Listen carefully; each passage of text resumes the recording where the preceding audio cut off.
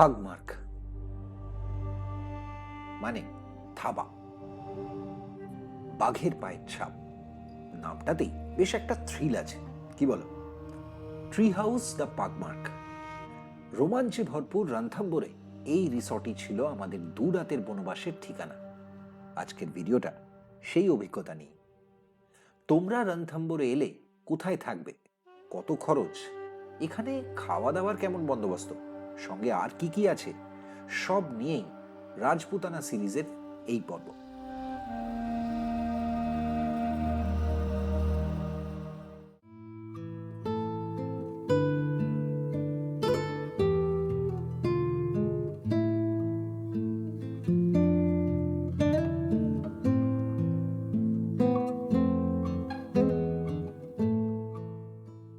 দিল্লি, আগ্রা বা জয়পুর 3 বড় শহরের সঙ্গেই সড়কপথে কানেক্টেড রণথম্বোর।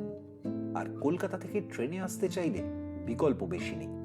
সেক্ষেত্রে তোমাদের নামতে হবে সোয়াই মাধোপুরে। সোয়াই মাধোপুর পুরোপুরি শহর, হোটেলের অপশনও প্রচুর। তবে যদি জঙ্গলের আসল ফিল পেতে চাও তাহলে রণথম্বোরে থাকতে হবে টাইগার রিজার্ভের কাছাকাছি, যেমন আমরা ছিলাম। এই জায়গাটাকে বলে খেলচিপুর, আর আমাদের রিসর্ট থেকে জঙ্গলের গেট মাত্র 2 কিলোমিটার দূরে। এই চ্যানেলে যদি নিয়মিত হও তাহলে তো জেনেই গেছো আমাদের রণথম্বোরে পৌঁছানোর ড্রাইভটাই কতটা থ্রিলিং ছিল।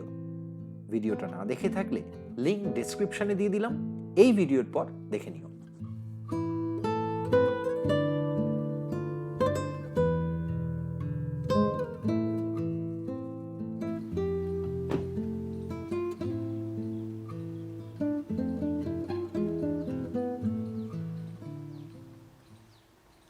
তাহলে এই প্রপার্টিতে কিভাবে আসতে হবে সেটা তো জেনে গেছো। এখন চলো দ্য পাগমার্কের ভেতরটা এক্সপ্লোর করি। চলে এসো আমার সঙ্গে।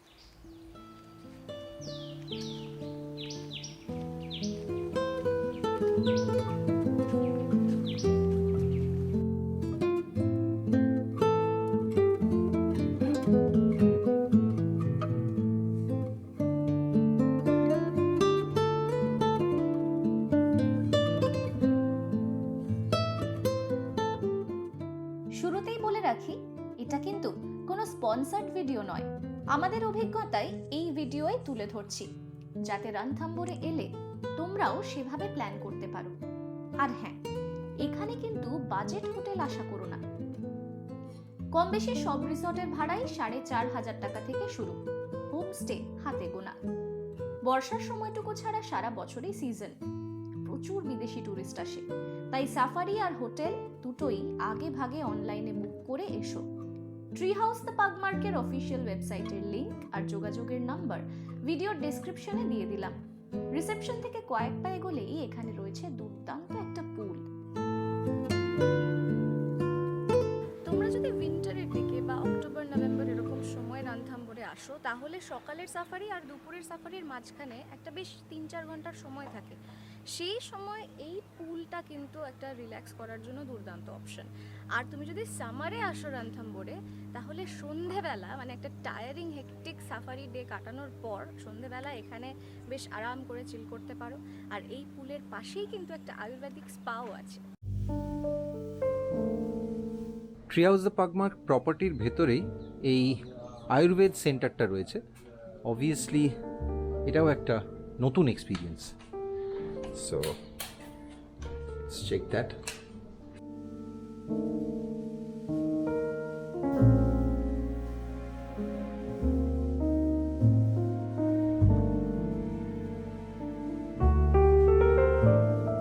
জঙ্গল সাফারির উত্তেজনার মাঝে শরীরকে পুরোপুরি রিল্যাক্স করে নিতে পারো এই স্পাতে। এখানকার অ্যারোম্যাটিক ম্যাসাজ কিন্তু সম্পূর্ণ আয়ুর্বেদিক। রণথম্বোরে আমরা কোথায় আছি সেটা তো তোমরা দেখছো, কিন্তু তাই বলে যে কারণে রণথম্বোরে আসা সেই ব্লগটা মিস করো না, মানে সাফারি ব্লগটার কথা বলছি। আর রণথম্বোরে কিন্তু আমাদের একই ব্লগে আছে জোড়া সাফারি, একটা মর্নিংয়ে একটা ইভিনিংয়ে। সেই ব্লগটা বাই চান্স যদি মিস করে গিয়ে থাকো তাহলে সেটার লিঙ্ক দিয়ে দিলাম নিচে ডিসক্রিপশন বক্সে, লিঙ্ক থাকলে ওপরে আই বাটনে।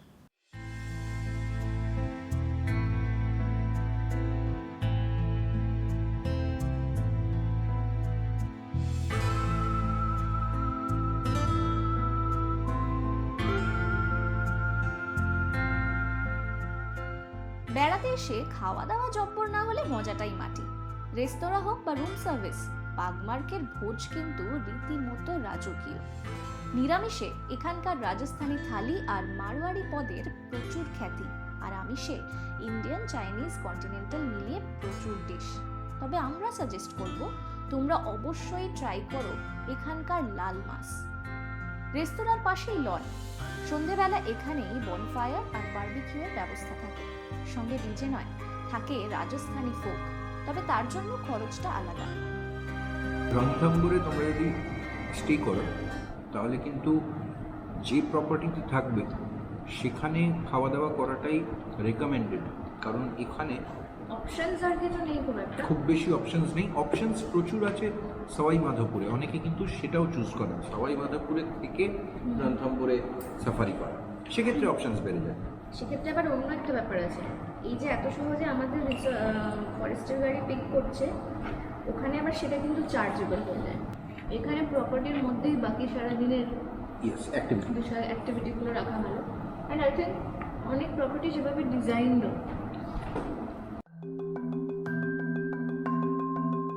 বনবাস যে এত বিলাসবহুল হতে পারে এখানে না এলে ধারণাই ছিল না।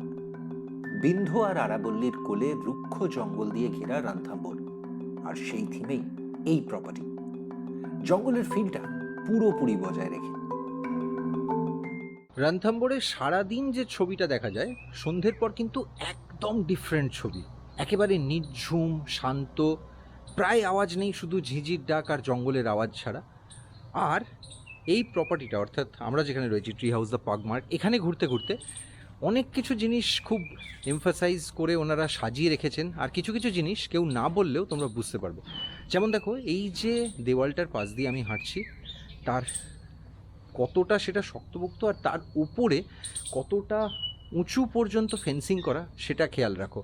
তার কারণটা কি জানো তো?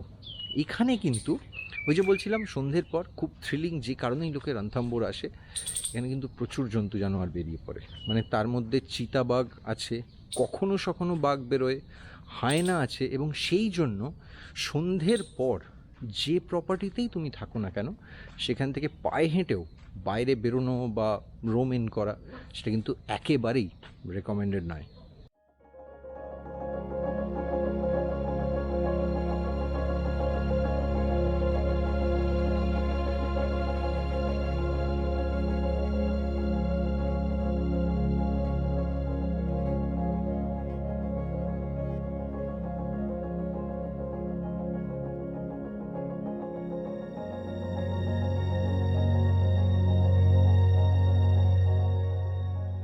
নামে ট্রি হাউস থাকলেও আমরা কিন্তু এখানে কোনো গাছবাড়ি খুঁজে পাইনি।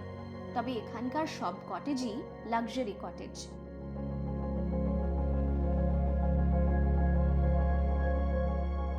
তার মধ্যে সবচেয়ে সেরা কটেজটায় ছোট্ট একটা প্রাইভেট পুলও আছে। পাগমার্কের প্রপার্টির ভেতরে সবুজের কোনো অভাব নেই, এবং আমি নিজে দেখলাম যে প্রায় তিনখানা এইরকম ছোট পার্কের মতো বা লন তোমরা পাবে এই প্রপার্টির ভেতরেই। দেখো, দূরে একটা দোলনাও দেখতে পাবে, আর একটা সুন্দর ফার্ম আছে, অর্গানিক ফার্মিং হয়। পেয়ারা গাছ ঢুকেই দেখতে পেলাম, চিনতে পারলাম পরপর সার দিয়ে। এদিকেও আছে অনেক ধরনের গাছ, দেখো।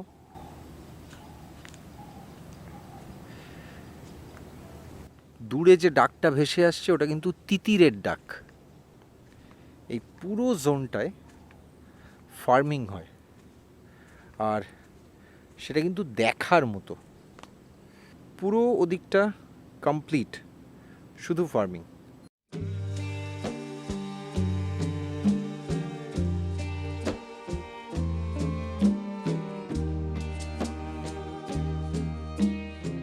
রিক্রিয়েশন রুমটা তোমাদের দেখানো হলো না, তবে পাগমার্কে কিন্তু একটা সুন্দর সুভেনির শপ আছে। আউটডোর স্পোর্টসে তোমাদের ইন্টারেস্ট থাকলে সুইমিং পুল ছাড়াও এখানে পেয়ে যাবে ব্যাডমিন্টন কোর্ট। উল্টো দিকেই এই অর্গানিক ফার্ম। রণথম্বরের বাকি রিসর্টগুলোর থেকে এখানেই আলাদা পাগমার্ক।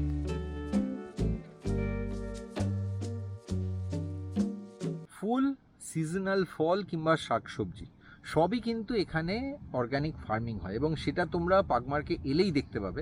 আরেকটা ইন্টারেস্টিং জিনিস হলো, কোভিডের জন্য 2 বছর এখানে ফার্মিং বন্ধ ছিল, কিন্তু তারপর এই বছর থেকে স্পেশালি ওনারা আবার ফার্মিংয়ে খুব জোর দিয়েছেন। মানে নেক্সট টাইম তোমরা যখন পাগমার্কে আসবে তোমরা কিন্তু আরও সবুজ দেখতে পাবে, এটা গ্যারেন্টি।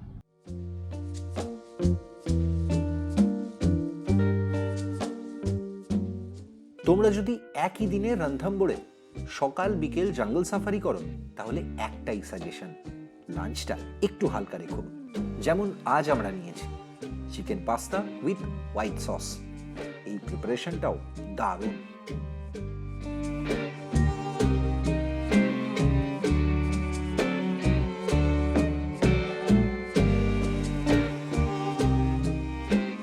ঠিক করেছি জঙ্গল ট্রিলজিতে এবার আমরা যেখানে যেখানে থাকবো তোমাদের প্রতিটা প্রপার্টি ডিটেইলে দেখাবো। এর আগে আগ্রায় তোমাদের অতুল্য কাজ দেখিয়েছি। যদি ব্লগটা মিস করে গিয়ে থাকো, লিঙ্কটা ডেসক্রিপশনেই পেয়ে যাবে।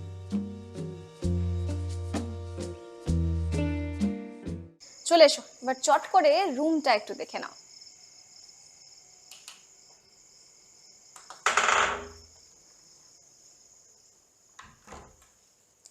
এই রুমটায় ঢুকে প্রথম যেটা চোখে পড়ে সেটা হচ্ছে এই বাঘের ছবিটা, মানে এটা জঙ্গল জঙ্গল ব্যাপার আর কি। আর এই থিম্যাটিক অ্যাম্বিয়েন্ট লাইটটা, হালকা আলো, জঙ্গলের গা ছমছমে ভাবটার একটা ফিল তৈরি করে দেয়। সঙ্গে ওদিকে ওই যে লেপার্ড প্রিন্টের সোফা, মানে তার ওপরে আবার দুটো পাখির ছবি, পুরো জঙ্গল ভাইব। যাই হোক, এবার একটু এই ডিজাইন আর লাইটিং ছেড়ে কমফর্ট আর ফেসিলিটির দিকটায় আসি। এই কিং সাইজ বেডটা কিন্তু বেশ কমফোর্টেবল, আমরা অলরেডি থেকে দেখে নিয়েছি। বেডের দুপাশে দুটো বেড সাইড টেবিল আছে যেখানে জিনিসপত্র রাখা যায়, চার্জিং পয়েন্ট আছে, জিনিসপত্র চার্জ করা যায়, বিশেষ করে গ্যাজেটস প্রচুর থাকলে খুব সুবিধে। ওয়াইফাই কিন্তু এখানে খুব ভালো, মেনশনেবল, হাই স্পিড, অফিসের কাজ কিন্তু এখানে এসে করতেই পারো। আর এসি আছে, ফ্যান আছে, যেটা নেই সেটা হচ্ছে টেলিভিশন, যেটা খুব ভালো বিষয়, তার কারণ রণথম্বোরে এসে হোটেলে বসে টিভি দেখার কিন্তু কোনো মানে নেই। এবার একটু এই দিকটায় আসি, এদিকটা পুরোটাই স্টোরেজের দিক, জিনিসপত্র রাখার প্রচুর জায়গা আছে, ট্রলি রাখার জায়গা, পাশে ব্যাগও এঁটে যাবে একটা। এখানে একটা ছোটোখাটো সেফ কাম ছোট টেবিল একটা, যার টেবিল টপে ইলেকট্রিক কেটল আছে, জল আছে, চা কফির স্যাশে আছে, যেটা খুব বেসিক এ ধরনের যে কোনো লাক্সারি রিসর্ট বা প্রপার্টিতে। এখানে যে সেফটা দেখতে পাচ্ছ সেখানে ইম্পর্টেন্ট জিনিস থাকলে রাখার সুবিধে লক দিয়ে, তার পাশে একটা মিনি ফ্রিজ আছে, সেটাও কিন্তু খুব কাজে লাগবে বিশেষ করে সামারে। তার পাশে একটা ফুল লেন্থ মিরর খুব ভালো করে সহজে তৈরি হয়ে নিতে পারবে। আর তার পাশে একটা কাবার্ড যেখানে বেশ ভালো স্টোরেজের স্পেস আছে। এবার চলো ওয়াশরুমটা দেখে নাও। ওয়াশরুমটাও কিন্তু বেশ ছড়ানো, বেশ বড়, দুটো এরিয়ায় ভাগ করা আছে। একদিকে ওয়াশ বেসিন, তার সঙ্গে একটা পেল্লাই সাইজের আয়না, কোমোড, আর ওপাশে যেটা একটু ওয়েট জোন, মানে বেদিং জোন, সেখানে শাওয়ার আছে। আর এখানে কিন্তু বেশ সারাদিনের একটা বড় অংশে তুমি গিজারের গরম জল পাবে। তাহলে মোটামুটি বাইরেটা দেখে নিয়েছো, ভেতরটা দেখে নিলে বুঝতেই পারছো এটাও একটু হাই এন্ড প্রপার্টি। তাই বাজেটটা শুরু হয় কিন্তু মোটামুটি 4,000 টাকা থেকে, এবং এদের যেটা সবচেয়ে লাক্সারি প্রপার্টি বা জায়গা থাকার সেখানে 9,500 টাকা পর্যন্ত পিক সিজনে তোমার ট্যারিফ হতে পারে।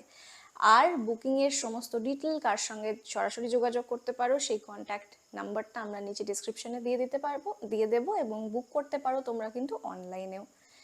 কেমন লাগলো এই প্রপার্টিটা? আমরা প্রথম এই ধরনের কিছু করছি, তোমাদের এইভাবে স্টেগুলো দেখাচ্ছি আলাদা আলাদা ভ্লগে, সেই কনসেপ্টটা কেমন লাগছে সেটাও জানিও। আর ইউটিউবে অবশ্যই সাবস্ক্রাইব করতে ভুলো না। সব আপডেট ঠিক সময় জানার জন্য ইনস্টাগ্রাম, ফেসবুকের সঙ্গে থাকো। রেকর্ডিং মোড ট্রাভেলগ আমাদের ফেসবুক গ্রুপের নাম, সেখানে আমাদের সঙ্গে থাকতে পারো। আর এখানে একটা ফোন নাম্বার ফ্ল্যাশ করবে, কোনো প্রয়োজন হলে আমাদের হোয়াটসঅ্যাপ বা ফোন করতে পারো। দেখা হচ্ছে পরের ভ্লগে। টাটা।